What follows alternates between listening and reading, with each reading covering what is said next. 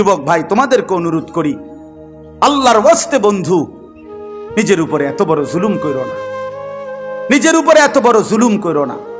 5 ওয়াক্ত নামাজ, আল্লাহর বন্দিগি, হালাল পথে জিন্দিগি কাটানো, এটা চেষ্টা করা উচিত।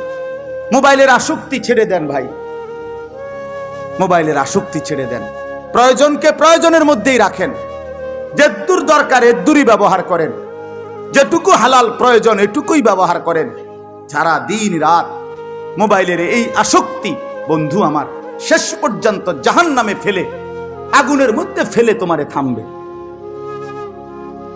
এই অব্যাহত নারী, জেনা, ব্যভিচারের দৃশ্য, দিন রাত মোবাইলের এই অস্থির ছবি, খোদার কসম, এই ঠেলতে ঠেলতে তোমার একদিন জাহান্নামে ফেলবে, জাহান্নামে ফেলবে।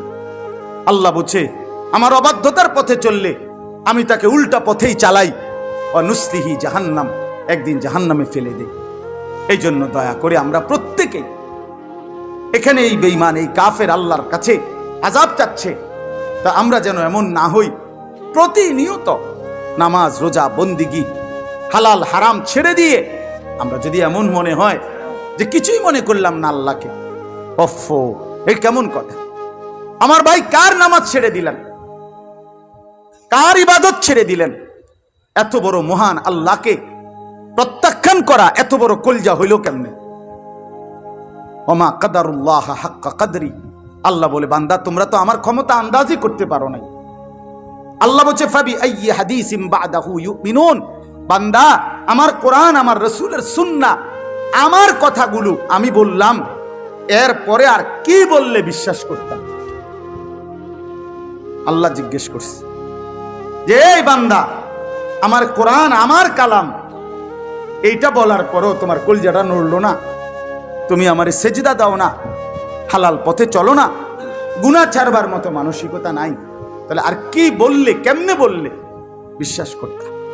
বলেন ভাই, ছেলেরা বলো ভাই, দয়া করে। এই জন্য আজকে এটাই অনুরোধ করছি, আমরা সবাই মিলে নামাজ পড়ব, সবাই মিলে আল্লাহর হুকুম মানি। দেখেন, অহংকার করে কোনো লাভ নাই।